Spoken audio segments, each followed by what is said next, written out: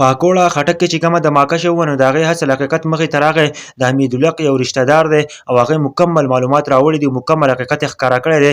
دا هم په هغه ټیم کې په جومات کې و، په هغه مدرسه کې و چې په کومه کې چې دی نو هغه کې دماکه شوې ده او حمیدالحق په کومه طریقه باندې چې دی نو هغه یې الوځولی دی. هر ویډیو راسره لږه مکمل وګورئ که نه تاسو به هم ډېر زیات حیران شئ چې په کومه طریقه باندې دا ورغلی دی او حمیدالحق چې دی نو هغه په کومه طریقه باندې هغه یې الوځولی. خټک د مدرسې مکمل معلومات راغلي دي چې په څه بیس باندې دا دماکه شوې ده او حمیدالحق ته کومه پلان جوړ کړی و. تاسو وګورئ ویډیو د نور ملګرو سره هم شیر کړئ. نو دغه ټیم کې خو دوانه مخکې سلام بس نو دغه ټیم کې خو دوانه مخکې سلام پسې بس خلک پاسې د سنت او فکر خو څوک نه کوي که نه، بس ډایرکټ وځي. نو بیا دې ټیم کې انټري کې څوک داسې خاص یو کس نه شي را کنټرول کولی چې ته څوک یې چېرته روان یې، دنیا مخلوق وځي نه نه وځي.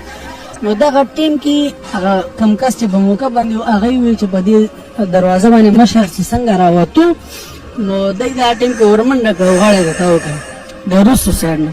نو چې غاړه یې ورته وکړه بل ملګري ورته غوسه شو چې څه کوې لکه سایډ ته شه. نو مشر ورته چې نه پرېږده، ځکه د ده پلار هم داسې و. نو بس ملنګ سړی و چې څنګه غاړې ته وکړم نو په دې ټیم کې بلاست وشو او هغه مین ګیټ تر هغه ځای پورې غوښې رسېدلې وې. او مسجد تاسو دننه چې وګورئ نو نیم نه زیات مسجد څه خراب شوی دی. جمعې لمونځ یې وکړو په اودس باندې، ایله جمعې لمونځ وشو روانو دعا نه بعد کور ته. نو په دا څومره چې هر طرف نه والې راوالې که نه ټول د عظمت عظمت مر